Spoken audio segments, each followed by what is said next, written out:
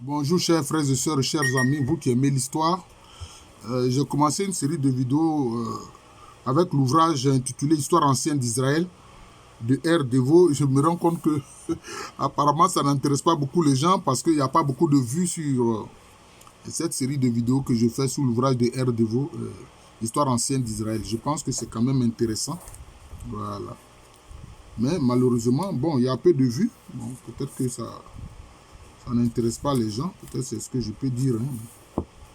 Mais je vais quand même poursuivre jusqu'à la fin. Parce qu'il faut dire que cet ouvrage aussi est volumineux. Alors donc, nous prenons des éléments importants à l'intérieur. Voilà, c'est ça qui compte. Alors, qu'est-ce qu'il écrit ici? Il dit l'histoire. Le premier problème est celui de l'origine des patriarches. Voilà, l'origine des patriarches. Alors, il dit que la Bible fait venir Abraham d'Our, des Chaldéens. Alors que Our, ce n'était pas la cité des Chaldéens. C'était la cité des Samourous, des Sumériens, qui étaient des Noirs d'ailleurs. C'est ça. En basse Mésopotamie. Elle le conduit là, de là à Aram, en haute Mésopotamie, puis en Canaan, qui est aussi un pays de Noirs. Canaan, voilà, Canaan est un fils de Cam. Voilà. Maintenant, il s'interroge sur la valeur de ces traditions-là, de migration. Voilà. Alors, il a dit que Aram, frère d'Abraham, en ce moment, il s'appelait Abraham et non Abraham. On va voir comment est-ce que son nom va changer. Alors, il meurt en présence de leur père Terah. Voilà, Terah. D'ailleurs, c'est pour ça que certaines traditions disent que Abraham s'appelait Ben Terah, c'est-à-dire le fils de Terah. Voilà, c'est comme ça.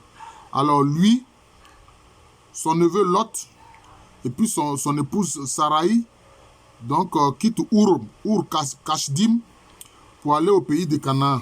Et ils s'arrêtent à Haran.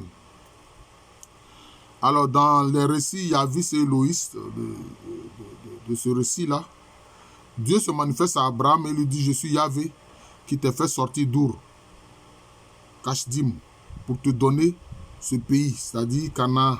Voilà. Alors, il estime que le texte primitif Ur au pays des Chaldéens, différemment abrégé en hébreu et en grec, il est plus vraisemblable que la Septante a interprété un nom qui ne lui disait plus rien. Mais comme je l'ai expliqué, en fait, Ur, c'était une cité des Sumériens. Ça, c'est clair.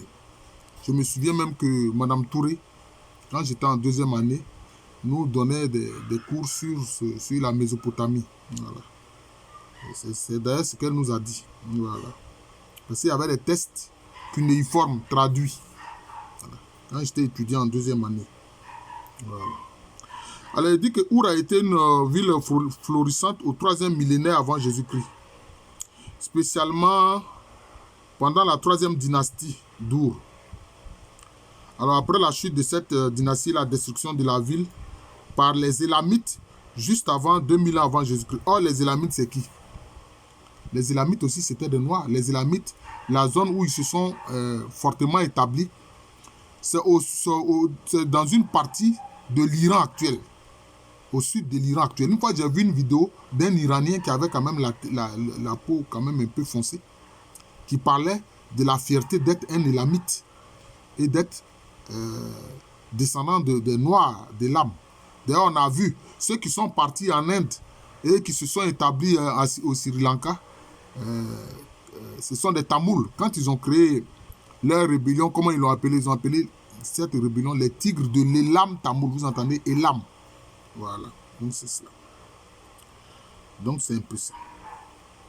Alors les Chaldéens, les Chaldous, des inscriptions cunéiformes, c'est de ce que je vous parlais là, sont des tribus araméennes qui n'apparaissent dans les textes assyriens qu'au 9e siècle avant Jésus-Christ. Mais il faut dire que tous ces peuples-là, les Chaldéens, etc., les Araméens, ce sont des peuples sémites.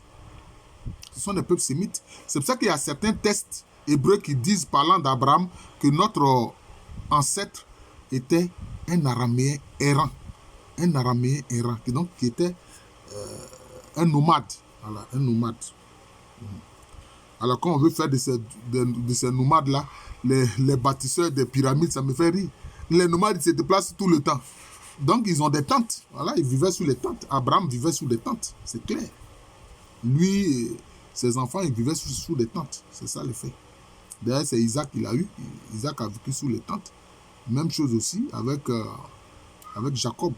Voilà, il vivait sous des tentes. C'est ça. Alors, il est dit ici encore que Nabonide était originaire de Haran et il rebâtit le sanctuaire de Haran comme ceux d'Our. Sa mère avait été prêtresse de Sin à Haran et sa ville fut prêtresse du même Dieu à Our. Bon, il faut dire que les nomades, ils vénéraient certains esprits. Voilà, je préfère dire ça comme ça. Ils vénéraient certains esprits. D'ailleurs, quand certains sont allés en Égypte antique, qu'est-ce qu'ils ont commencé à vénérer? C'est l'esprit de Seth. L'esprit de Seth qui lui-même, quelquefois, se transforme comme un renard blanc qui erre dans le désert. Dieu. Et après, bon, ils ont commencé à mépriser le noir. Il y a certains racistes blancs, ils sont tellement fiers de leur peau claire qu'ils n'en sont fiers véritablement que quand ils maltraitent le noir. Mais si tu es fier de ta peau, garde-la. Tu t'as maltraité le noir, c'est que tu n'es pas sûr que ta peau, ta couleur de peau là est la meilleure. Voilà le problème. Non, bon, mais il ne s'agit pas de ça ici, mais c'est vraiment malheureux. On a vu dernièrement dans l'hémicycle de la France, à l'Assemblée nationale de France, il y avait un député noir qui parlait des problèmes justement des migrants qui meurent dans la Méditerranée. Et il y a un parlementaire blanc, entre guillemets, parce qu'ils ne sont pas réellement blancs comme du papier. Il a crié « Retourne chez toi en Afrique. Retourne en Afrique. » Bon. Alors que ce monsieur qui parlait, c'était un parlementaire français, même s'il est de peau noire. Noir, bon. Alors la migration d'Our appartient donc aux anciennes traditions du Pentateuque, c'est-à-dire des 5 livres, les 5 premiers livres de la Bible. Effectivement, il a encore mentionné dans le livre de la Genèse au chapitre 15. On objecte encore que ce n'est pas Our, mais Haran, qui est indiqué comme pays natal. Mais c'est ce que je disais, le pays natal d'Abraham, parce que c'est ça en fait. Alors, Our, c'était une cité des Sumériens, des Samourous. Donc il était en fait à Haran. Voilà. Abraham serait né en Haute-Mésopotamie. Il est vrai qu'étymologiquement, Moledek pourrait signifier le lieu de la naissance. Mais en fait, dans tous les cas où la Bible emploie ce mot, il peut toujours et il doit souvent être traduit par parenté ou descendance. Effectivement, la Haute-Mésopotamie est la région où s'est fixée la famille d'Abraham et où demeure sa parenté. Voilà, c'est ça. Abraham était un Chaldéen. Voilà, c'est un Chaldéen, c'est tout. Cependant, on a cherché à éviter des difficultés apparentes en reconnaissant dans Our des Chaldéens, ce qui n'est pas vrai. Voilà, ce qui n'est pas vrai.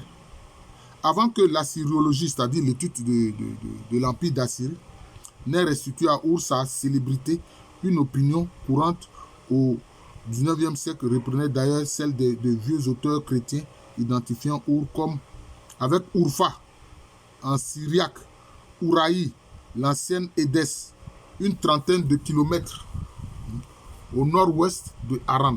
Bon. Donc il fait beaucoup de, je peux dire, de spéculation sur la ville de Our. Bon, sinon on sait ce que c'est, on n'a pas besoin de trop spéculer là-dessus. Donc il faut chercher Our des Chaldéens ailleurs qu'en basse Mésopotamie. Bon, c'est ça, parce qu'on sait que Our, c'était la cité des... C'était la cité des Samourous. Voilà. C'est d'ailleurs ce qui a fait que en japonais on dit qu'un vrai samouraï, c'est celui qui a du sang noir. D'ailleurs, samouraï vient de Samuru.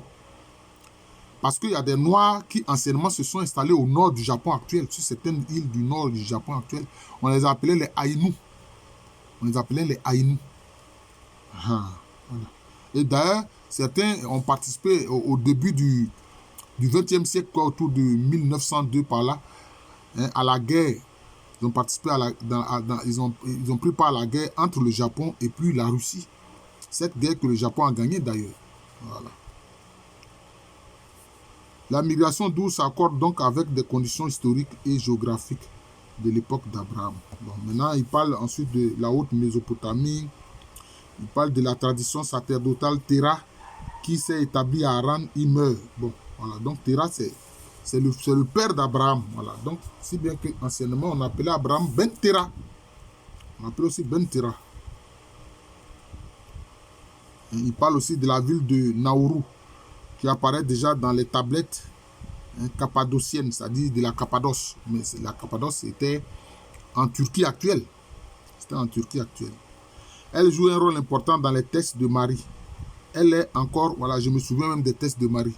Madame Touré, Nicole nous avait fait des études justement sur des textes cunéiformes de Marie. Voilà. Ça n'a rien à voir avec la Vierge Marie. Hein. Bon. Le nom de Haran est conservé par une localité de Haut-Bali. Près de là se trouve Eski Haran, le vieux Haran. Bon, voilà. Donc en fait, il essaie de retrouver la ville d'où est parti Abraham. Voilà. Donc il fait toute une spéculation là-dessus. Bon, on va pas s'attarder dessus. Alors maintenant, il parle du nom d'Isaac. Il dit le nom Isaac est la forme abrégée, l'hypocoristique d'un nom composé d'un verbe à l'imparfait suivi d'un sujet et qui est un nom divin ou un nom de parenté. Dans le premier cas, le nom Ishak, El, ou l'équivalent, signifie Dieu rit, Dieu est favorable, ou que Dieu rit, qu'il soit favorable.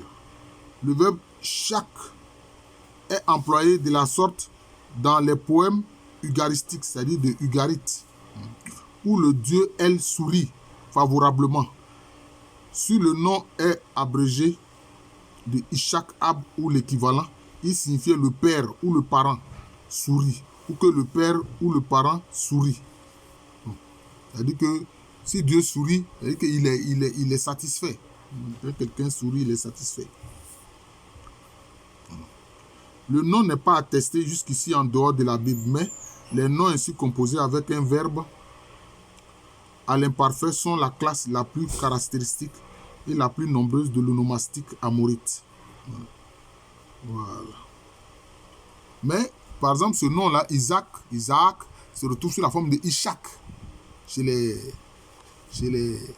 dans les langues arabes. Et je crois, si je ne me trompe pas, que Ishak veut dire amour, en fait. Ishak veut dire amour. D'ailleurs, le dernier roi, plutôt le dernier empereur de l'Empire Sonrail, on l'appelait Ishak. Il était Ishak II, le deuxième du nom. C'est sous son règne que les Marocains sont venus attaquer l'Empire du Sonrail. Le nom Jacob entre dans la même catégorie. Il est abrégé de Yacoub El, ou l'équivalent. Et l'on a proposé récemment de reconnaître la forme complète dans le texte difficile de Deutéronome 33. En tout cas, le nom est attesté anciennement en dehors de la Bible et nous l'avons déjà signalé en basse Mésopotamie. Mais ce sont des noms qui étaient des noms assez courants dans l'onomastique des peuples sémites. C'est de ça qu'il s'agit. En égyptien, le nom ou au moins son premier composant se retrouve comme nom royal sur les scarabées Hyksos. Les Hyksos, ce sont les peuples sémites qui à un moment donné sont venus envahir la basse vallée du Nil, la région du delta. Voilà. D'autre part, Yacoub El est un nom de lieu palestinien dans la liste géographique de Toutmès III, le pharaon Toutmès III, pour ne pas dire le Nessout, et dans celle de Ramsès II et de Ramsès III qui la copie. La racine Kubé, Koub, entre dans la composition d'autres noms amorites. Voilà, donc c'est ça. Ce sont des noms, comme je l'ai dit, qu'on retrouvait auprès des peuples sémites. Voilà, ce n'était pas propre seulement à Abraham et à ses descendants, non. Puisque eux aussi sont des sémites d'ailleurs. Voilà, donc c'est un peu ça. L'assonance avec Amon, multitude. Dans la Bible, s'il y avait ri, ce n'est jamais une marque de faveur. Ça, c'est ça alors. Voilà. Quand il sourit, là, c'est une marque de faveur. Mais quand il rit, c'est il se rit donc de ceux qui veulent défier son pouvoir divin. Voilà, donc c'est ça. Dans cette langue, la racine kubé, kub, ne signifie pas protéger, mais supplanter, ou comme substantif talon. En conséquence, Jacob a été ainsi appelé parce qu'à sa naissance, il tenait le talon de son jumeau Ésaü. Genèse 25.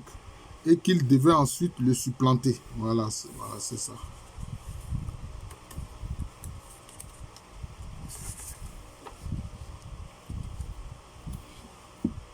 Maintenant, il s'interroge maintenant sur le nom amorite ou araméen. Mais de toutes les façons, que ce soit amorite ou araméen, ce sont des peuples sémites. Voilà. Cependant, la tradition biblique met les patriarches en rapport non pas avec les amorites, mais avec les araméens. C'est ce que je dis, que notre ancêtre était un araméen, qui était un araméen errant. Nous avons vu qu'elle est fait venir d'Aram, voilà. Naharaïm, ou de Padan Aram. Laban, le petit-neveu d'Abraham, le frère de Rebecca, le père de Léa et de Rachel, est appelé avec insistance l'araméen. Voilà, donc c'est cela. L'araméen, c'est ça. Maintenant, il dit, mais peut-on parler des araméens à l'époque des patriarches? Les araméens du premier millénaire nous sont relativement bien connus par leur propre inscription, par les textes assyriens et par la Bible. Au 9e siècle avant Jésus-Christ, ils avaient déjà fondé des principautés en haute Mésopotamie, dans les vallées de l'Oronte et du Litanie, et dans toute la Syrie du sud. Cette expansion vers le sud-ouest se reflète dans la liste des fils de Nahor et de sa concubine Reuma. Bon, voilà, donc c'est un peu ça. Donc il veut dire que c'est le nom araméen, mais les Amorites aussi en fait existaient. Les Amorites existaient. C'est un peuple sémite. Mais qui dit qu'ils n'ont pas de lien de parenté? Il peut y avoir des liens de parenté. Alors ça, il faut que R de vous comprendre ça, puisqu'ils sont tous des sémites. Voilà, c'est comme ça. Les Alamous araméens reparaissent dans plusieurs inscriptions des règnes suivants jusqu'à Assur-Nassir Apri, 883-859, c'est-à-dire avant Jésus-Christ. Ensuite, Ablamou est quelquefois employé seul jusque sous Assurbanipal, 668 à 626 avant Jésus-Christ. Voilà. D'autre part, le nom Ablamou seul se rencontre déjà avant l'emploi d'Ablamou araméen pour désigner des nomades de l'ouest ennemis de la Syrie sous Assuresh Ishi, père de Tegla Talazar. Voilà. 1132 à 1115 avant Jésus-Christ. Donc, vous voyez, ce sont des Sémites qui ont créé l'empire d'Assyrie. Mais comme eux, ils se sont fixés, ils sont devenus des sédentaires qui ont créé un empire. Maintenant, ils voyaient leurs frères qui continuaient de nomadiser comme des ennemis. Voilà, comme des ennemis. On a longtemps expliqué Alamou comme un pluriel brisé signifiant les confédérés, apparentés à l'arabe Hilm, pluriel Halam. Alamou serait une confédération de groupes nomades dont faisaient partie les Araméens et qui indiquerait l'expression Alamou araméen, et la mention des Alamou seul permettrait de faire remonter l'histoire araméenne jusqu'au XIVe siècle avant Jésus-Christ. Voilà. Je regarde là pour voir. J'en suis à combien là? Je crois que j'en suis à 18 minutes. Voilà. Donc, l'auteur parle un peu des Araméens, de ça, c'est-à-dire les origines d'Abraham. Les origines d'Abraham. Voilà. Donc, c'est un peu ça. Je pense que cette partie-là, il y a beaucoup d'hypothèses que l'auteur émet. Voilà. Il indique par exemple, il dit: or, nous avons vu que les documents du deuxième millénaire mentionnaient fréquemment les Abiru. Apiru. Y a-t-il quelque relation entre eux et les Hébreux? C'est possible. Certains auteurs nient tout rapport, mais le problème doit être examiné et il n'est pas simple. Nous avions vu que Abiru était très généralement considéré comme un appellatif, mais qu'un sens ethnique était possible dans bien des cas et que parfois il apparaissait s'imposer. Nous venons de montrer que hébreu devait être très généralement interprété comme un ethnique, pas une ethnique, mais il a écrit un ethnique, mais qu'un sens appellatif semblait s'imposer pour la loi du code de l'Alliance, Exode 21. Nous avons donc à comparer deux quantités incertaines. Bon, donc il parle justement du fait que les auteurs ne s'entendent pas sur le nom Abiru. Certains lisent le terme Abiru aux Hébreux, et puis d'autres trouvent que non, ce n'est pas évident. D'autres trouvent que ce n'est pas évident. Mais moi, j'estime que de toutes les façons, ça renvoie à des peuples sémites. Et le peuple hébreu en tant que peuple sémite n'est pas issu d'un seul noyau des sémites. Sans doute, différents groupes sémites étaient à l'intérieur de ces hébreux-là. Et puis les hébreux se sont formés maintenant comme une entité maintenant, un peuple. Mais à l'intérieur, il y avait différentes branches de sémites. Voilà. Ça, c'est ce que je mets comme hypothèse. Et c'est ça, c'est sans doute vraisemblable. C'est sans doute vraisemblable. Bien qu'on ait tenté de dire que tous les enfants de Jacob sont issus de lui et que même si ces enfants, les 12 tribus sont issus de Jacob, mais cela n'empêche pas que d'autres lignages viennent s'intégrer à ces différentes tribus-là. Ah oui, c'est ça. Voilà. Parce que les enfants de Jacob, ils épousaient des femmes des populations qui étaient alentour d'eux. Bien que souvent, il était dit que non, qu'ils devaient refuser de le faire pour éviter que ces peuples-là ne les contaminent avec leur religion polythéiste. Voilà. Alors, je vais m'arrêter là. Donc, je présentais un pan de l'ouvrage de R. Devaux, Histoire ancienne d'Israël. Voilà. Je vous invite à regarder ça. Vous allez voir que c'est intéressant. Vous qui vous intéressez à la Bible, etc., bon, vous allez voir que c'est intéressant. Et qu'il faut suivre cela. Je suis le professeur Alou Kwame René, professeur titulaire d'histoire à l'université Félix Houphouët-Boigny, l'université qui est à Abidjan, c'est à Cocody. C'est en Côte d'Ivoire, un pays situé en Afrique de l'Ouest.